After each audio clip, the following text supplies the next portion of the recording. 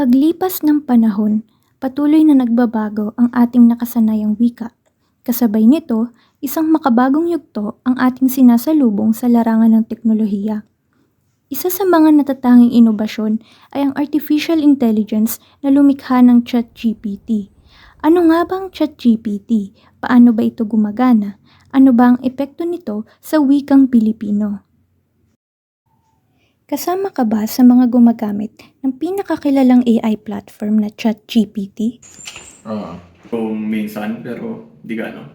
Yes, I use ChatGPT, but I use ChatGPT for my studies smartly. When I say smartly, I just don't copy paste yung ano yung mga nakalagay sa ChatGPT. Rather, I use ChatGPT especially when kapag ubos na yung idea ko or kapag may mga kailangan akong intindihin na complex ideas. Oo, minsan gumagamit ako ng ChatGPT. Mostly pag kunwari gagawa ko ng speech or kailangan ko ng ideas para sa design. Ganun.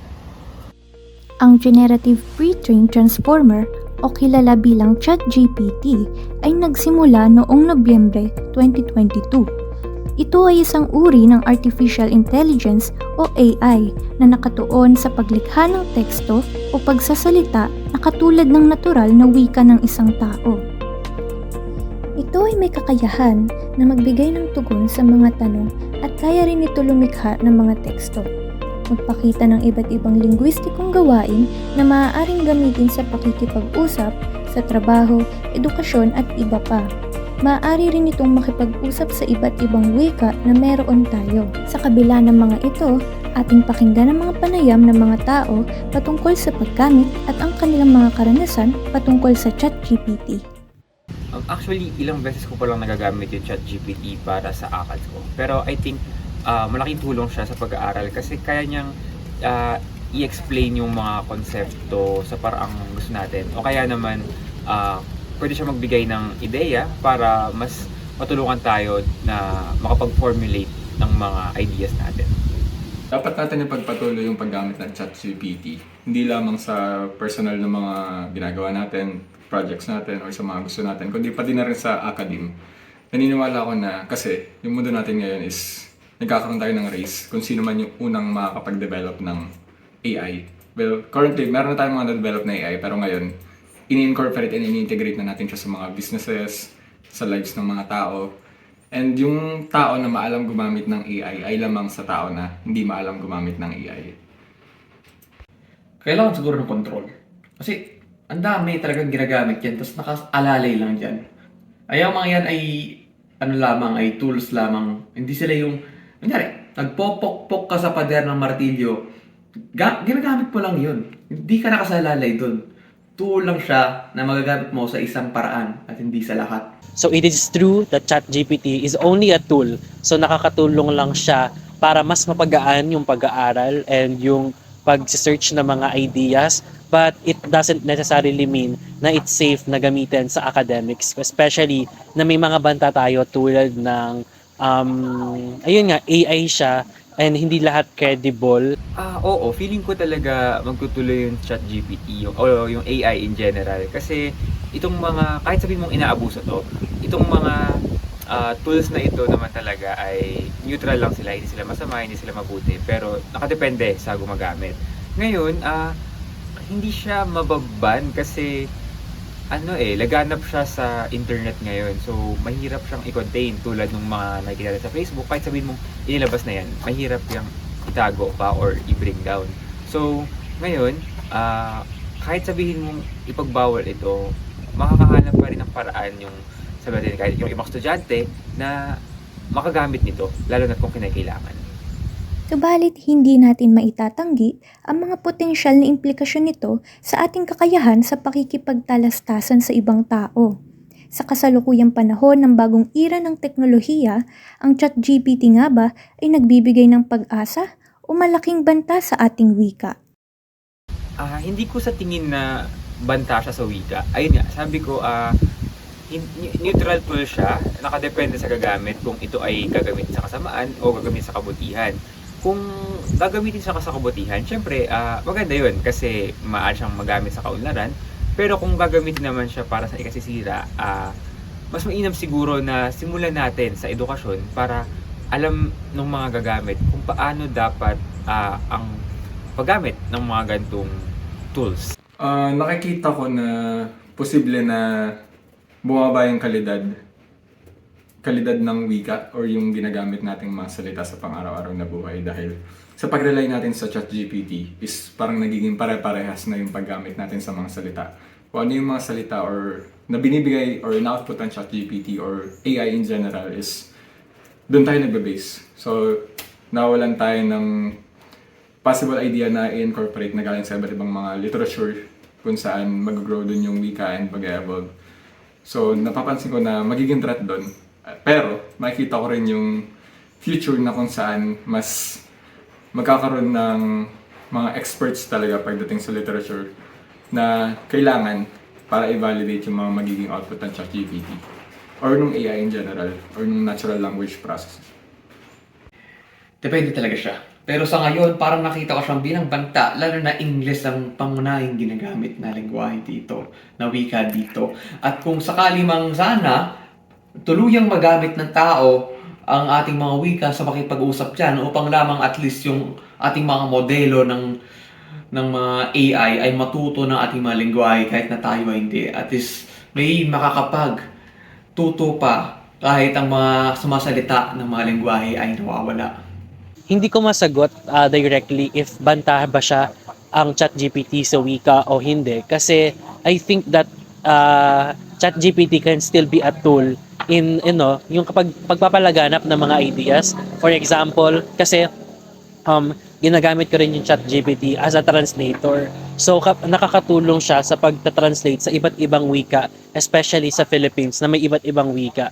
May lesson kami doon sa wika na kailangan ko i-translate yung mga words into different Filipino languages. And ayun, nakuha ko naman siya at through double checking, ayun nga, kailangan pa rin i-double check yung mga sinesearch mo sa ChatGPT. At ayun naman, tama naman yung lumabas. Pero sa pahayag ng Faculty of University of the Philippines Artificial Intelligence Program, ikinadismaya nila ang mga ulat na may ilang estudyante ang umano'y nagsumite ng final academic requirements na likha ng AI at sa pamamagitan ng AI detector system. Lumalabas na ang isinumiteng proyekto ay isinulat gamit ang artificial intelligence.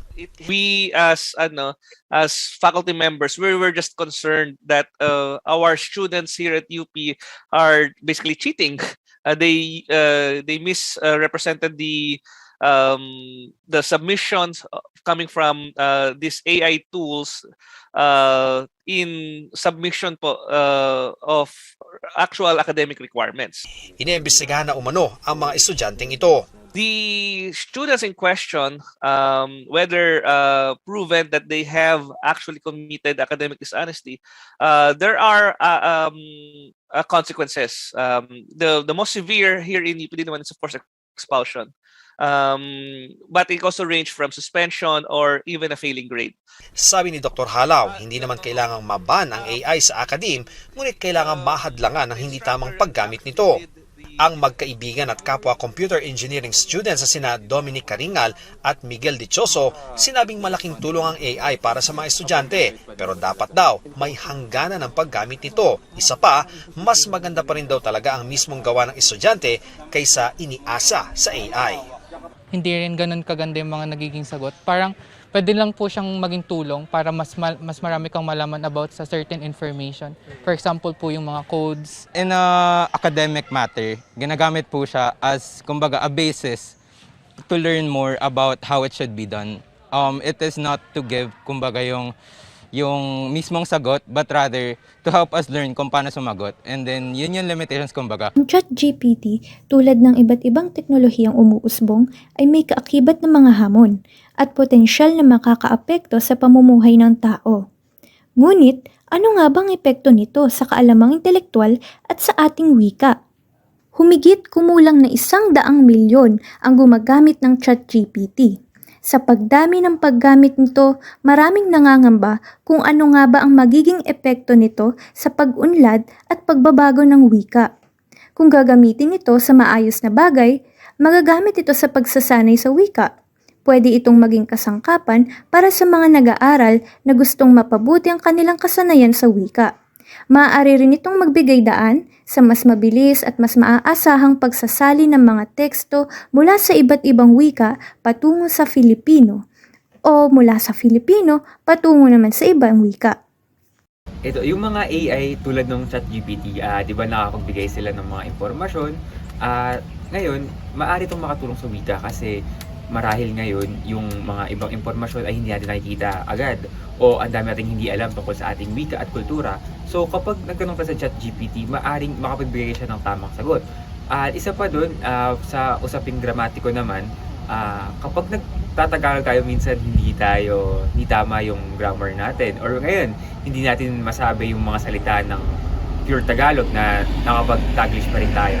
So kapag gumamit tayo ng ChatGPT, kaya niya kasing diretsong Tagalog, tas maayos rin yung grammar. So, kapag exposed tayo dito or lagi siyang ginagamit, siguro, maaari natin matutunan yung tamang paggamit ng ating wika. Hindi ko rin siya masasabi na talagang dapat mag-rely lang tayo dito sa when it comes to paggamit ng ChatGPT sa ating wika kasi ayun nga hindi ito 100% credible at saka parang binabaliwala nito yung iba't iba nating resources tulad ng dictionary, tulad ng iba't ibang information materials na makakatulong sa pagpapalawig ng wika. So, as of now, wala pa akong direct answer na kung makakatulong ba ang ChatGPT sa ating wika, pero 50-50 pa rin ako. So, meron pa ring positive, meron pa ring negative. But I will say na ChatGPT will always be a tool, not a replacement for any jobs. Sa huli, ang ating paglalakbay sa larangan ng wika at teknolohiya ay siyang magbibigay daan sa makabagong kahulugan at oportunidad. Dahil sa paglipas ng panahon, hindi natin maiiwasan ang pag-usbong ng mga makabagong teknolohiya katulad ng AI. Pero tayo ay may kaakibat na responsibilidad.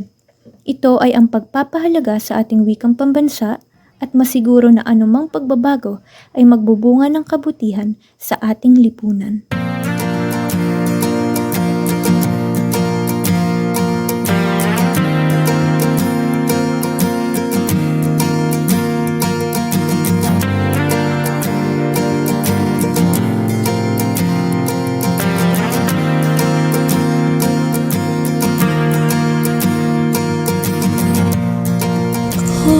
Pilipino,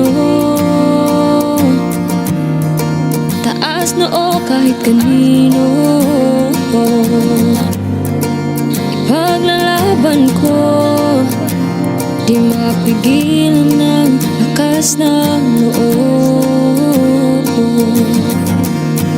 Nagtitiwala ang mga kapwa sa iyong kadakilaan.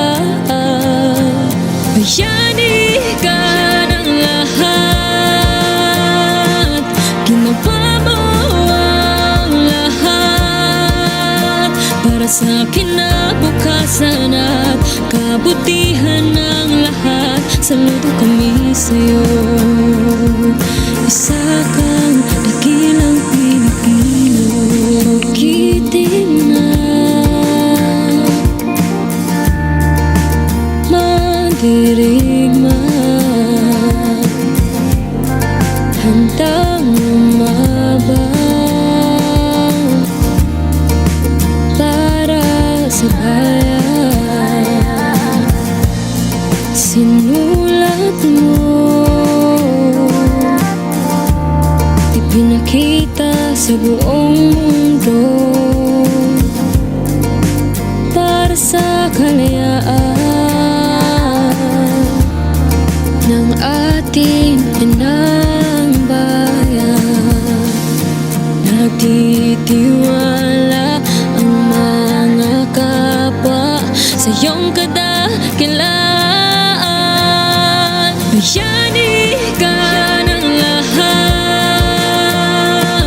ginawa mo ang lahat para sa kinabukasan at kabutihan ng lahat. Saludo kami sa'yo,